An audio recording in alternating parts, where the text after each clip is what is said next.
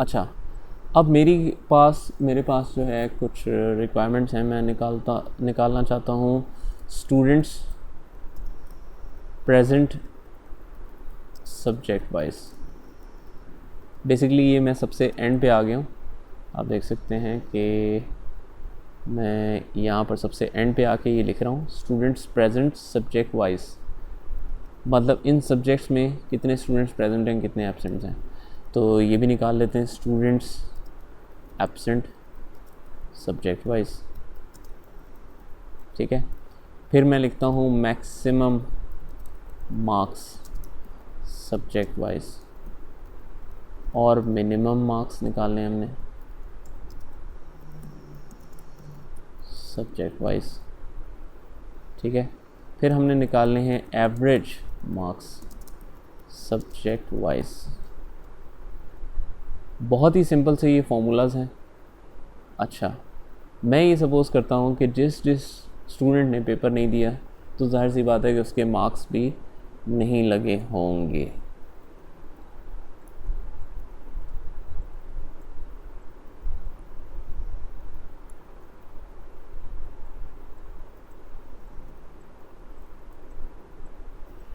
Sorry,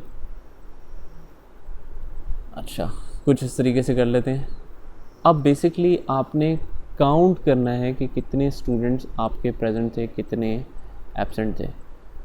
तो यहाँ पर तो सिंपल कुछ भी नहीं करना, आपने काउंट करना है। तो फॉर्मूला होगा इक्वल्स टू काउंट।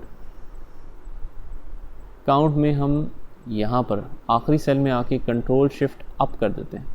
अच्छा, इस सिचुएशन में आपकी तसल्ली यहाँ तक नहीं होनी चाहिए, आपको लगेगा ये कि सारी रेंज सेलेक्ट हो गई, लेकिन बेसिकली जहाँ जहाँ ब्रेक है वहाँ वहाँ ये सिलेक्शन रुकती जाएगी। तो आपको कंट्रोल शिफ्ट अप अप तब तक दबाना पड़ेगा जब तक आपके ये रूफ टॉप से जाके नहीं लग जाता, ठीक है। इससे फिर आपको वापस नीचे आना है, फिर आप कंट्रोल छोड़ दें और सिर्फ शिफ्ट पकड़ लें। तो शिफ्ट करके ये देख लीजिए मैं हेडिंग से नीचे आ गया, तो एंटर। दोबारा से दिखाता हूँ, इक्वल्स टू काउंट, टैब दबा के आपने पहले लास्ट सेल सेलेक्ट करना है, फिर कंट्रोल शिफ्ट दबा देना है और तब तक अप अप अप अप दबाते रहना है जब तक ये रूफ टॉप पे नहीं लग जाता। उसके बाद आपने कंट्रोल छोड़ना है, सिर्फ शिफ्ट पकड़ना है और एक एक सेल नीचे आके एंटर कर देना है। सिर्फ एक दफ़ा की मेहनत, उसके बाद आपने कंट्रोल आर कर देना है इसको, सॉरी कंट्रोल आर कर देना है, ठीक है। अच्छा, स्टूडेंट्स अगर प्रेजेंट इतने और टोटल 50 स्टूडेंट्स हैं तो एब्सेंट कैसे निकालेंगे? एक तो तरीका है ये, 50 स्टूडेंट हमें पता है कि इतने हैं और माइनस करेंगे उसमें से स्टूडेंट्स प्रेजेंट, तो हमारे पास स्टूडेंट एब्सेंट आ जाएंगे। लेकिन अगर हमने स्टूडेंट प्रेजेंट निकाले ही ना होते तो फिर आपको ब्लैंक सेल्स काउंट करने पड़ते। कोई मसला नहीं, फॉर्मूला है equals to count blank. Blank cells भी आप काउंट कर सकते हैं। रेंज बिल्कुल सेम उसी तरीके से सिलेक्ट होगी, control shift up up up up up until it touches the roof, ठीक है। उसके बाद आप नीचे आ जाओगे, 2 सेल्स एंटर करेंगे तो 3 ये आ गया और कंट्रोल आर। उसके बाद मैक्सिमम मार्क्स और मिनिमम मार्क्स, बेसिकली ये बड़े सिंपल से फॉर्मूलाज हैं, एज द नेम सजेस्ट, जो आपको लग रहा है वही फॉर्मूला इसका। मैक्सिमम मार्क्स निकालने सब्जेक्ट वाइज, तो इक्वल्स टू मैक्स, इनमें से किसके मैक्सिमम मार्क्स हैं, कंट्रोल शिफ्ट अप, थोड़े से वापस डाउन आके मैं इसको कंट्रोल आर कर देता हूँ, control R. Minimum marks subject wise, MIN for min, और उसके बाद कंट्रोल अप करके इसको नीचे आ जाता हूँ और यहाँ को इसको भी अप्लाई कर देता हूँ, ठीक है। एवरेज के लिए एवरेज फॉर्मूला है, एवरेज मार्क्स क्या हैं,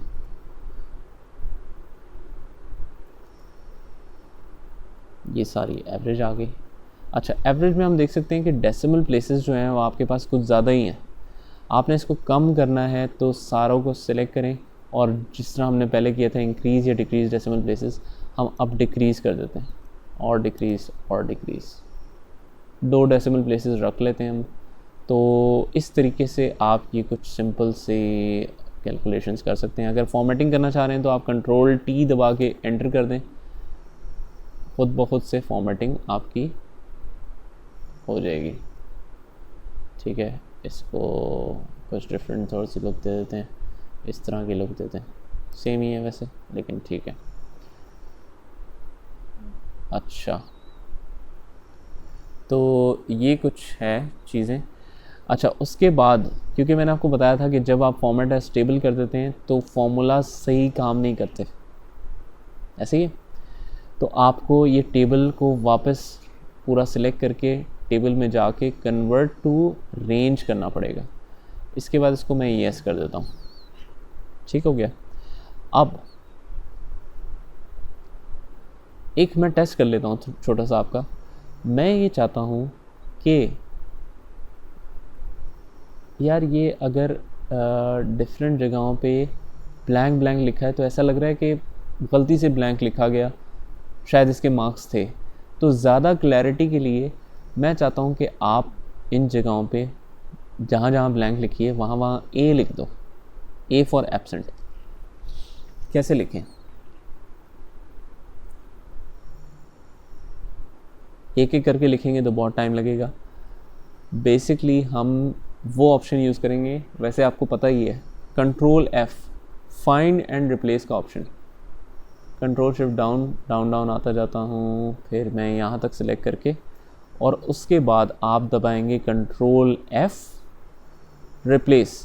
रिप्लेस में जाने के बाद आप ये बताएंगे कि आपने फाइंड क्या करना था, मतलब किसकी जगह ब्लैंक लिखना, किसकी जगह एब्सेंट लिखना है आपने, ब्लैंक की जगह। तो फाइंड व्हाट ब्लैंक, ब्लैंक है तो ब्लैंक ही छोड़ देंगे। रिप्लेस किसके साथ करना है? ए के साथ। सिर्फ एक को नहीं, रिप्लेस ऑल। 19 रिप्लेसमेंट्स हो गई आपकी। अच्छा, अलाइनमेंट इसकी लेफ़्ट पे आती है बाय डिफ़ॉल्ट, क्योंकि अल्फ़ाबेट्स जो हैं वो यहाँ से स्टार्ट होते हैं और इसकी राइट पे आ रही है। No problem. अगर आप सबकी अलाइनमेंट भी इकट्ठी सही करना चाह रहे हो तो आप सबको ही ऐसे सिलेक्ट करेंगे और आप इसको, चले मैं इतना सिलेक्ट कर लेता हूँ, आप इसको मिडिल अलाइन कर सकते हैं, सबको लेफ़्ट अलाइन कर सकते हैं, सबको राइट अलाइन कर सकते हैं। मैं अभी फ़िलहाल सबको राइट अलाइन कर देता हूँ। साथ ही साथ मुझे नज़र आ रहा है कि इंग्लिश जो है वो पूरा नज़र नहीं आ रहा क्योंकि एरो के नीचे छुप रहा है। तो आप सबको सिलेक्ट करके किसी भी दो कॉलम्स के बीच में जाके डबल क्लिक कर देंगे। ये सही हुआ नहीं वैसे। अच्छा, क्योंकि हमने अलाइनमेंट गलत की है ना, तो हम इसको राइट ही अलाइन कर देते हैं, उसके बाद सिलेक्ट करके डबल क्लिक करते हैं। अब ओके, ठीक है जी। अच्छा, अब क्योंकि आपको कुछ इनके बारे में पता चल गया कि आप किस किस तरीके से फॉर्मूलाज लगा सकते हो। अच्छा, मैं आपसे कहता हूँ कि कुछ ग्रेड्स हैं इन सब स्टूडेंट्स के, किसी का कोई ग्रेड है, किसी का कोई ग्रेड है। कौन कौन से ग्रेड हैं ज़रा लिखवा दें मुझे। कुछ हैं जो फेल हुए, कुछ हैं जिनका A+ है, कुछ हैं जिनका A है, कुछ हैं जिनका B है, कुछ हैं जिनका C, D, ये सारे ग्रेड्स हैं। मैं कहता हूँ कि ग्रेड्स के हिसाब से मुझे ये पता चल जाए कि फ़ेल कितने स्टूडेंट्स हैं, मतलब काउंट करना है मैंने फ़ेल वाले स्टूडेंट्स को only from this all grades जो कि मिक्स में लिखे हुए हैं। इनमें से A+ कितनों का है, A कितनों का है, B कितनों का है, C कितनों का है, D कितनों का है। इस चीज़ को समझने से पहले मैं ज़रा एक सिचुएशन और कर लेता हूँ जो मुझे अभी याद आई है कि जब हमने ब्लैंक को एब्सेंट में कन्वर्ट किया तो इसका मतलब है हमारा एक फॉर्मूला बीच में से ख़राब हो गया।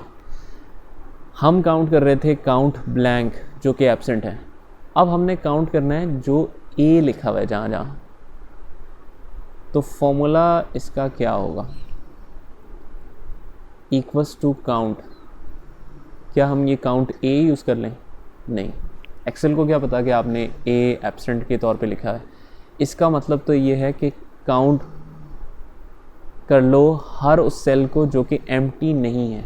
तो ये तो बिल्कुल ऑपोजिट चीज़ होगी।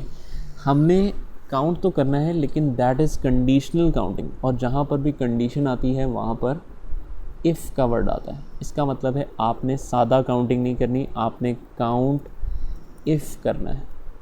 रेंज का मतलब अभी तक हमें पता चल चुका है कि जितनी भी आपकी रेंज ऑफ सेल्स हैं उनको आपने काउंट करना है, कॉमा, लेकिन इनमें से काउंट क्या करना है, ये और क्राइटेरिया, आप क्या काउंट करना चाहते हैं। मैं कहता हूँ मैं सिर्फ मुझे ये बता दो कि ए कितने लोगों का है, तो inverted commas A and inverted commas close और उसके बाद ब्रैकेट क्लोज, तो ये भी सही काम करेगा। आपके 5 लोगों का ये है, क्रॉस वेरीफाई कर लेते हैं। 45 और 5 50 बन गए, 47 और 3 50, ये और ये सब कुछ ज़बरदस्त हो गया। यही नॉलेज आपने इस्तेमाल करनी है यहाँ पर। कितने स्टूडेंट्स हैं जो कि फेल हैं, इक्वल्स टू काउंट इफ़,